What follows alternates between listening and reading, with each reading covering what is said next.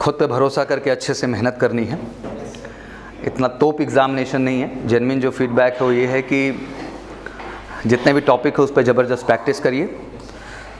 भरोसा हमेशा खुद पे रखना चाहिए। किस पे रखना चाहिए? अल्टीमेट मैं हमेशा एक बात कहता हूँ कि ये रिटन क्वालिफाई आप करेंगे अपने दम पे, क्योंकि फाइनली देखो एग्ज़ाम में आप बैठते हैं एग्ज़ाम हॉल में, कोई और नहीं आता है। कोई बच्चा फिजिकल क्वालिफाई करेगा तो अपने दम पे।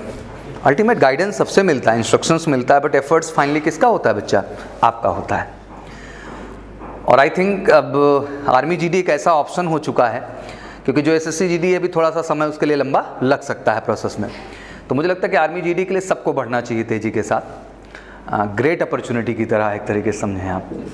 एंड जितना अच्छा रिटन में आप स्कोर कर ले गए। कल मुझसे एक बच्चा बात कर रहा था, थी वॉज आस्किंग कि सर आपको क्या लग रहा है कट ऑफ क्या जा सकता है? हमने कहा देखो भाई, एक कट ऑफ तो ये बनेगा कि आपको क्वालिफाई करा करके फेज़ 2 में बुलाएगा, बट आप इसको फाइनल कट ऑफ नहीं मान सकते हैं। ये लो भी जा सकता है। ये हो सकता है कि मतलब आप मान लें कि 60 नंबर पे हो गया। कितने मार्क्स पे हो गया? 60 नंबर। बेसिक पे ला रहा हूँ मैं। लेकिन जब फाइनल कट ऑफ बनने जाएगी तो जीडी वालों के लिए चैलेंज तो है, क्योंकि 2-2 मार्क्स जुड़ने वाले हैं। एक, अब आपके फिजिकल का भी 100 मार्क्स आएगा बच्चा, तो लाजमी सी बात है वहाँ 100 आउट ऑफ 100 चाहिए, उसमें कोई कंप्रोमाइज़ नहीं है। और इधर जितना ज़्यादा खींचा रहेगा उतना ज़्यादा चांसेस बनते हैं। तो आप ये समझ लीजिए कि पहले स्टेप में भी आपको खींचना है, और सेकंड में तो सर 100% चाहिए, उसमें तो कोई कंप्रोमाइज़ हमको करना ही करना नहीं है। और वो कर ले जाओ, कोई बड़ी चीज़ नहीं है, क्योंकि प्रैक्टिस अच्छे से है, आपकी मेहनत किए हो तो कोई बहुत बड़ा चैलेंज उसको लेके नहीं है। बट ये एक रिटर्न में जितना अच्छा स्कोर हो जाए उतना आपके लिए क्या है बच्चा? बेटर है। एक आध मॉक दिया इधर? Yes sir. स्कोर आया? नहीं। कितना आया हाईएस्ट? अरे अभी डेली मॉक करवा रहे हो क्या तुम लोग? एक दिन अल्टरनेट करा के? ठीक है। हाँ, मतलब कंटिन्यू, मतलब पढ़ते भी रहना, ऐसा ना चले मौके दिए चले आ रहे हो। एक दिन अल्टरनेट करके या 2 दिन अल्टरनेट करके मॉक दीजिए आप लोग, ठीक है ना। लेकिन अभी से आपको कम से कम जो है 40 एबव लेके चलना पड़ेगा। देखो हर आदमी अपना रिजल्ट खुद डिसाइड करता है बच्चा। जैसे मैं आपको समझाऊं कि बहुत सारे आपके आज भी आर्मी जीडी की तैयारी वाले केवल प्रेडिक्शन में बैठे हुए हैं। किसमें बैठे हुए हैं? कि चमत्कार हो जाएगा, देख लेंगे, कर लेंगे। सब फ्लॉप शो होंगे। और इसमें सबसे ज़्यादा मज़ा मारेगा तुमको मैं बता दूं, एयरफोर्स का बच्चा, नेवी का बच्चा। वो भी पीछे नहीं हटेगा बैठने से ना, वो भी बैठेगा। अब उसमें भी ऐसा नहीं ना सब टॉपर ही होते हैं। जो टॉपर कैटेगरी में होंगे वो टेक्निकल कर रहे होंगे, क्लर्क कर रहे होंगे। जो जानते हैं हमारी क्षमता नहीं है, उनकी क्षमता वाई ग्रुप लेवल की है, तो झक मार के कहाँ आ जाते हैं? जीडी लेवल पे। और वो पढ़े होते हैं वाकई में, क्योंकि उनका हमेशा से पहला स्टेप रिटर्न रहा है। तो उनकी पहली प्रायोरिटी क्या हुई?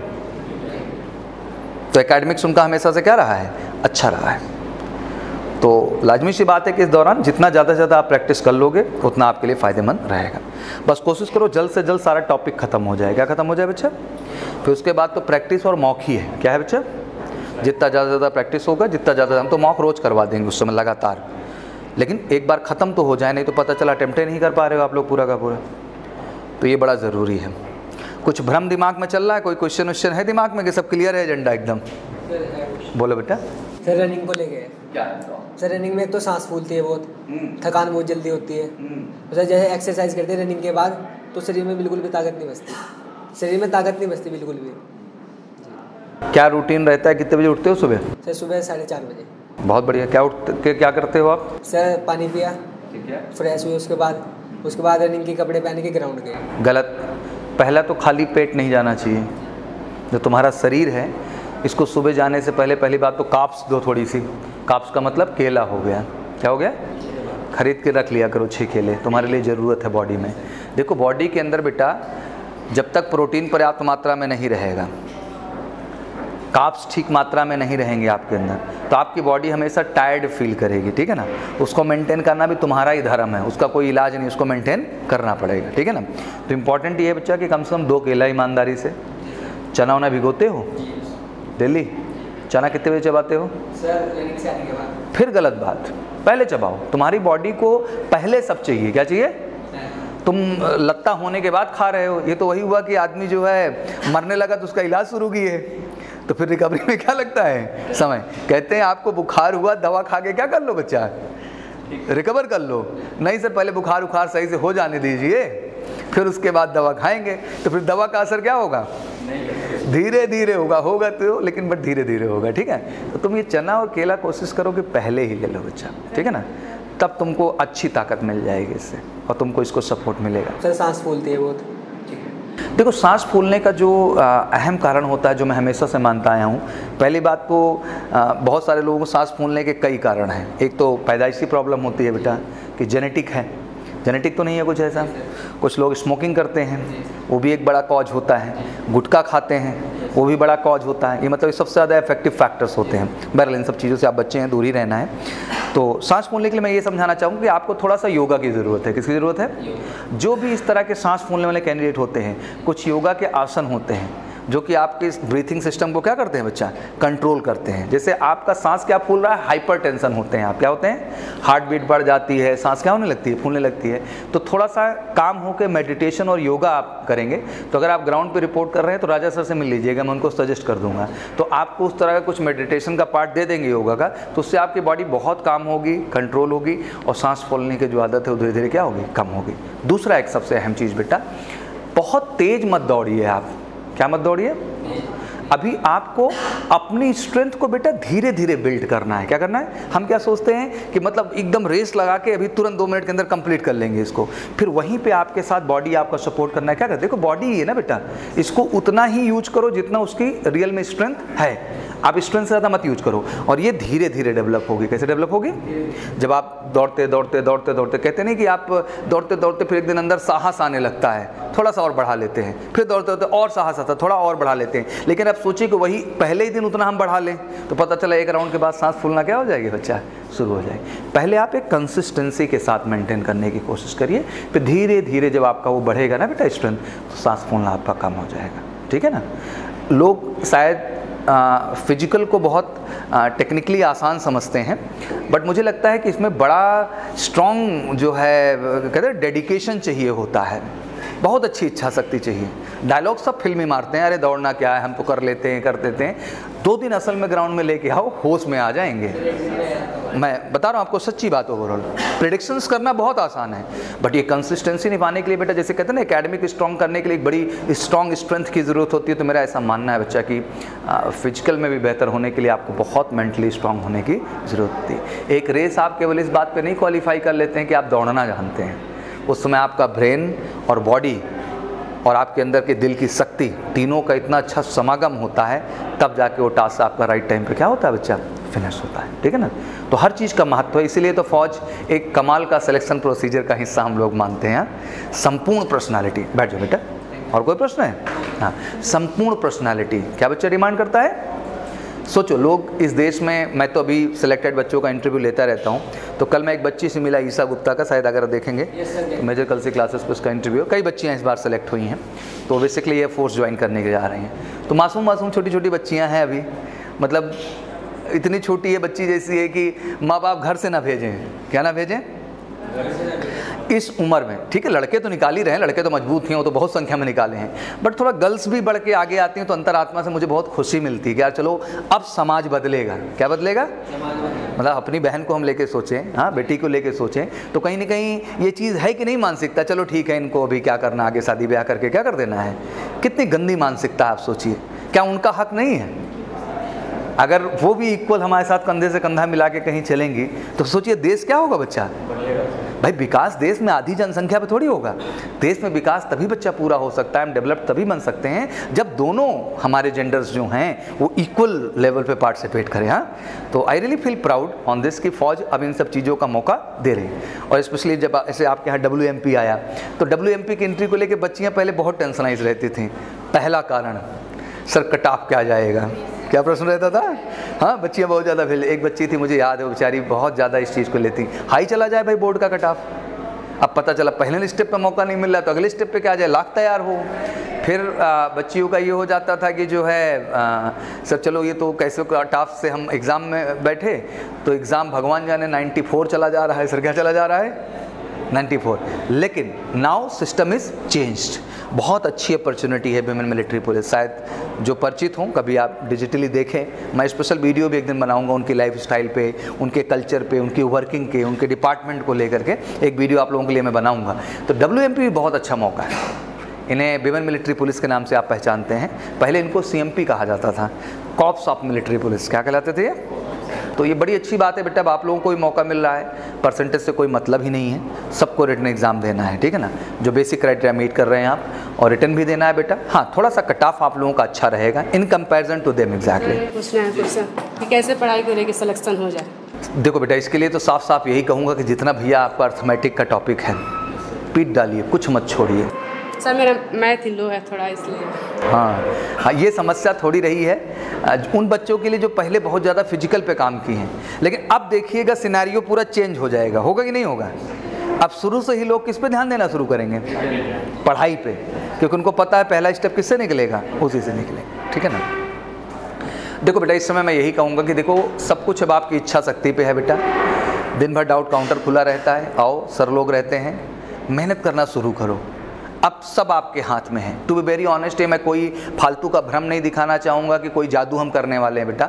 अल्टीमेट देखो, एग्ज़ाम में आपको बैठना है, क्वेश्चन तो फेस करने पड़ेंगे, और कोई भी एग्ज़ाम बेटा रट के नहीं होता है। एक बड़ी दिक्कत और तुम लोगों को इस बार बता रहा हूँ कि एक जो मानसिकता इस एंट्री के बच्चों में है, उनको लगता है कि रट के हो जाएगा। क्या हो जाएगा? इस गलत फहमी में से निकल जाइए। हिंदी में समझा रहा हूँ मैं इस बार। मैं लकली ठीक है वो पेपर भी ला के आपको मॉडल पेपर बनवा रहा हूँ, उन क्वेश्चन कलेक्शन को लास्ट तक तुम्हारे पास मैं पहुँचा दूँगा, जो डिट्टो आपको देखने को मिलेंगे पेपर में। लेकिन नालायक मैं दे तो दूँ वो डिट्टो वाला, कॉन्सेप्ट ही नहीं होगा तो तुम उसको देख के भी नहीं, वो कहते नकल भी नहीं कर पाएंगे सर हम। क्या नहीं कर पाएंगे? वो भी नहीं हो पाएगी आपसे। तो मैं इसीलिए चाहता हूँ कि शुरू से आपको मैं कमज़ोर ना बनाऊँ, मैं आपको क्या बना दूँ? ताकतवर बना दूँ पूरी तरह से, कि आपको दिक्कत ही ना हो। मान लो हमने कहा कि भाई ये क्वेश्चन, मान लो उसी से थोड़ा सा ट्विस्ट कर दिया। क्या कर दिया? है सेम फॉर्मेट, सेम चीज़, लेकिन चीज़ों को थोड़ा सा क्या कर दिया? ट्विस्ट। तो ट्विस्ट होने के बाद तो वही समझ पाएगा जिसका कॉन्सेप्ट पे क्या है बच्चा पकड़ है, नहीं तो कैसे होगा ना भैया। तो वो चीज़ दिक्कत हो जाएगी। तो बेटा मेहनत करो इस समय। देखो जीके कोई बहुत बड़ी चीज़ नहीं है जी। जनरल साइंस में भी केमिस्ट्री बायोलॉजी रटने वाली ही चीज़ है, इसमें कुछ करना ही नहीं है। फिजिक्स पे थोड़ा काम करना पड़ेगा। तुम लोग एक्स्ट्रा क्लास लगवा लिया फिजिक्स का? ठीक है, 1 घंटा अपना लगवाए रखो जब तक क्लास है, ठीक है ना। तो फिजिक्स थोड़ा काम कर लो अच्छे से, और मैथ पे अच्छा करना पड़ेगा। रीजनिंग भी कुछ अजूबा नहीं है, वो भी हो जाए, कोई दिक्कत नहीं है। जीके भी मेंटेन कर लोगे। मेहनत करो बेटा इस समय, किसी से कोई जुगाड़ नहीं चलेगा बच्चा, सच्चाई से मेहनत करना पड़ेगा। मैं हर बच्चों को कह रहा हूँ, नर्सिंग वाली बैच में मैं गया, मैंने कहा भैया मेहनत करो। टेक्निकल वाले बैठे मेहनत करो, क्लर्क वाले बैठे मेहनत करो। अभी 2 स्पेशल एंट्री के भी बच्चे ज़बरदस्त भर रहे हैं। MKC में एक SAC आया हुआ है ना, हवलदार, सर्वेयर ऑटोमेटेड कार्टोग्राफर का। ये 3 साल बाद वैकेंसी आई। कितने साल बाद आई? 3 साल बाद याद आई। और एक जो है आया हुआ है बेटा सिपाही फार्मा का। किसका है बच्चा? जो हमारे बच्चे D फार्मा किए रहते हैं, B फार्मा किए रहते हैं, बड़ा अच्छा अपॉर्चुनिटी है। फार्मासिस्ट होते हैं ना, जैसे नर्सिंग वाले जो होते हैं बेटा, ये तो नर्सिंग में चले जाते हैं, लेकिन जो वहाँ पे फार्मेसी हैं, सारी मेडिकल स्टोर हैं, उनका भी तो इन्वेंट्री मैनेजमेंट है, उनका भी तो काम है। तो उस पर ये लोग जाके वहाँ जॉब रिस्पॉन्सिबिलिटी को टेक ओवर करते हैं परमानेंट। इनका तो बोनस है। सर्वेयर ऑटोमेटेड कार्टोग्राफर का जो जॉब है, 3 ही सेंटर हैं इनके, और VIP एकदम रॉयल्टी लाइफ जीते हैं सब, कमीशन वाली। क्या जीते हैं? क्योंकि मैपिंग सारा सिस्टम इनका यही सारा काम रहता है। तो इनका भी ओवरऑल सिस्टम जो है काफ़ी अच्छा है वहाँ पे। लेकिन चलो वो तो ग्रेजुएट के लिए है, अभी तो आप लोग 10+2 पे ही क्लियर कर रहे हैं, ठीक है ना। कॉन्फिडेंट होके जाइए, खूब तैयार होके जाइए। ये दिमाग से समझिए कि जो आ रहे हैं बहुत बड़े अजूबा नहीं आ रहे हैं, ज़्यादातर बिना पढ़े लिखे इसमें पार्टिसिपेट करने वाले हैं। आपका लड़ाई आपके अपने GD ग्रुप वालों से नहीं है, आपका लड़ाई एयरफोर्स वालों से फंसा हुआ है। किससे फंसा हुआ है बच्चा? इसलिए मैं बार बार आपको थोड़ा जोर डालता हूँ कि आपको स्ट्रांगली बच्चा अच्छे से पढ़ना होगा इस चीज़ को। और कोई बेटा प्रश्न दिमाग में भैया? बोलो। कर लेते सर, 7 से 8 घंटा मेहनत करते रहते, हाँ। पता नहीं लगता, आर्म बहुत कम है। किस टाइप? देखो सबसे पहली बात, अगर आपको पढ़ने के बाद खुद ही नहीं अच्छा लग रहा है तो फिर ये दुर्भाग्यपूर्ण है। अरे कम से कम अपना पढ़ाई करने के बाद तो आपको अच्छा लगना चाहिए ना बच्चा। वो लग रहा है, लेकिन हाँ। ये नहीं लग रहा है कि आर्मी GD के लिए मतलब सही चल रहा है। पहले देखो, पहली बात ध्यान से समझो, ज़्यादातर लोगों को इसी बात का भ्रम रहता है कि कुछ ऐसा अजूबा होगा जिससे अजूबा हो जाएगा। ऐसा कुछ होता नहीं है बेटा, मैथ के वही टॉपिक हैं यार। अच्छा एक बात बताओ, कल को तुम्हारे सामने क्वेश्चन जब आएगा तो किसके आधार पे लगाओगे, रट के कि कॉन्सेप्ट पे? तो कॉन्सेप्ट पे काम करो बस, ये टेंशन ही मत लो क्या पूछेगा, कहाँ से पूछेगा, कितना पूछेगा। जब हमारा कॉन्सेप्ट पे पकड़ है तो फेंको, हम तैयार हैं उसको झेलने के लिए, ठीक है ना। तो हमारा ये कहना है कि एक जो प्लेयर होता है ना, वो ये थोड़ी कहता है कि क्या होगा कैसे होगा, भैया हार्ड खेल दिए, टफ खेल दिए, कुछ नहीं।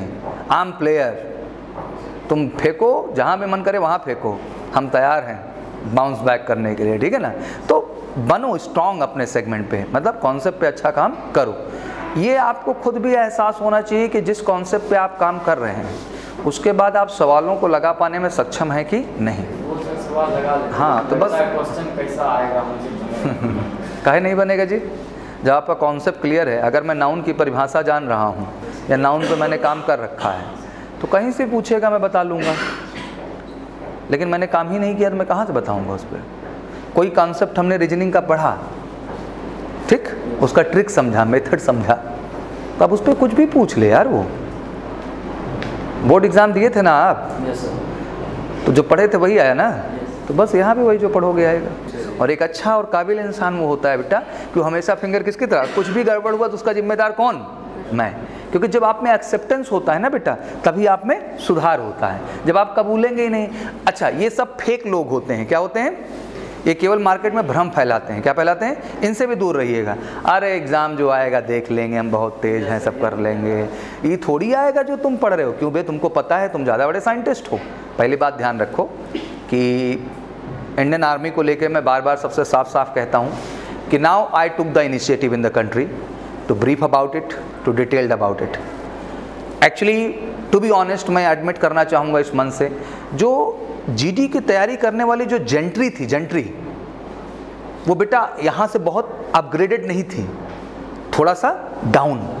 इतना फिजिकली उनको पैर दे रहे थे कि बुद्धि से क्या हो जाते थे, बैल।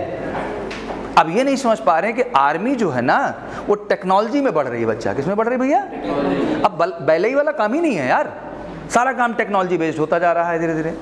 तो लाजमी सी बात है टेक्निकल आदमी चाहिए, यहाँ से बैल आदमी चलेगा क्या। अब लड़ना भी है तो सातिर तरीके से लड़ना है। तो इसीलिए मैं बहुत ज़्यादा इंटरेक्ट नहीं करता था, क्योंकि कुछ भी ऑनेस्टली जो कमीशन के लिए बच्चे तैयार करते हैं या टेक्निकल जॉब के लिए, जैसे एयरफोर्स हुआ, नेवी हुआ, इंटेलेक्चुअल होते हैं। इनको पता होता है कि मेहनत करके ही चीज़ें क्या होंगी, मतलब इधर से कॉमन सेंस बड़ा स्ट्रांग रहता है। मतलब इसमें भी कुछ लोग टैलेंटेड मुझे बहुत तगड़ा दिख रहे हो, कमीशन वाले दिख रहे हो, हाँ, और टेक्निकल वाले दिख रहे हो, बट चलो अच्छा है, ये भी ट्राई कर रहे हैं आप लोग, तो कोई इसमें बैड नहीं है। और मैं तो हमेशा कहता हूँ कि इंसान को जितना मौका मिले उतना प्रयास करना चाहिए। सफलता तो ऊपर वाले के हाथ में है, और बेस्ट अपना दीजिए।